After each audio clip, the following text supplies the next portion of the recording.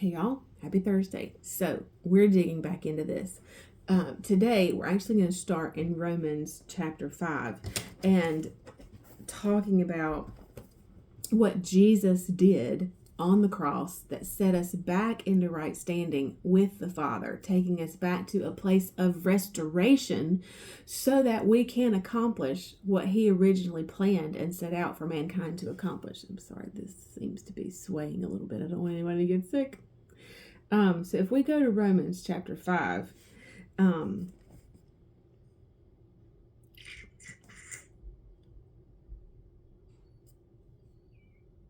let's go to verse 15. It's all good. So read Romans chapter 5 as you have time in studying, but we're going to start in verse 15.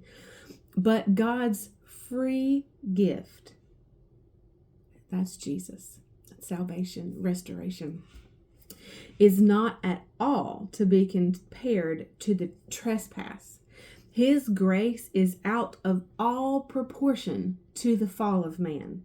For if many died through one man's falling away, his lapse, his offense, much more profusely did God's grace and the free gift that comes through the undeserved favor of the one man, Jesus Christ, abound and overflow to and for the benefit of many. Nor is the free gift at all to be compared to the effect of that one man's sin. For the sentence following the trespass of one man brought condemnation, whereas the free gift following many transgressions brings justification, an act of righteousness. For it is because of one man's trespass, let me put my glasses on. It is because of one man's trespass, his lapse and offense, that death reigned through that one. Much more surely will those who receive God's overflowing grace, his unmerited favor, and the free gift of righteousness, which is putting us in right standing with himself, reign as kings in life through the one man, Jesus Christ, the Messiah, the anointed one. Well then, as one man's trespass, this is Adam, one man's false step and falling away led to condemnation for all men, so one man's act of righteousness leads to acquittal and right standing with God and life for all men. Ooh. That's what Jesus' death accomplished. My death would have accomplished none of that.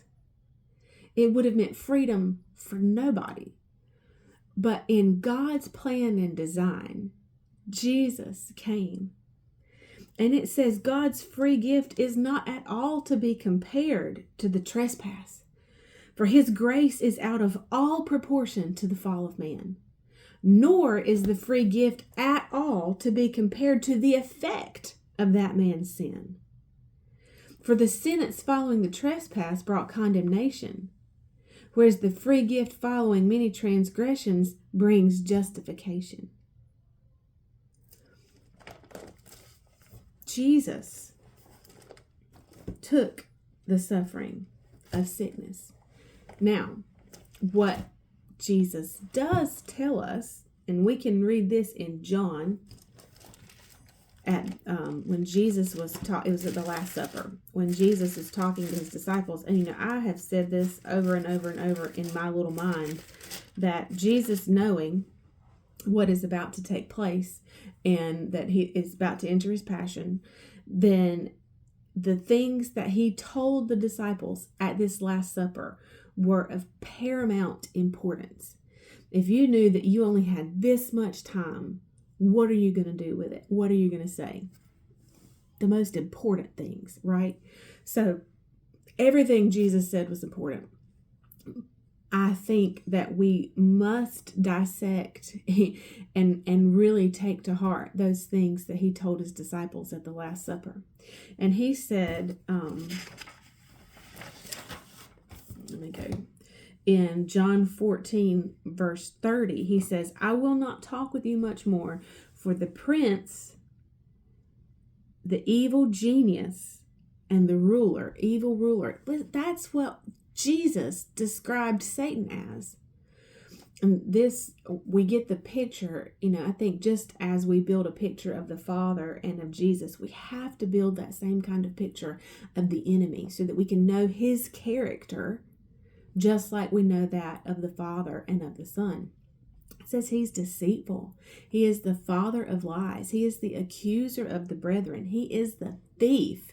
He is an evil genius. So he is sneaky and crafty in his attacks, skilled in the art of war. First Peter tells us that, he roams about like a lion, seeking a lion in fierce hunger. So he's highly motivated, seeking someone to seize upon and devour. And so this enemy is, Jesus called him an evil genius. I know that's what he says, but I'm reading from the Amplified Classic Version. That adds to the character and nature of the enemy. Man, it's already 6 minutes. We'll pick up for tomorrow. I'll see you then. Bye, y'all.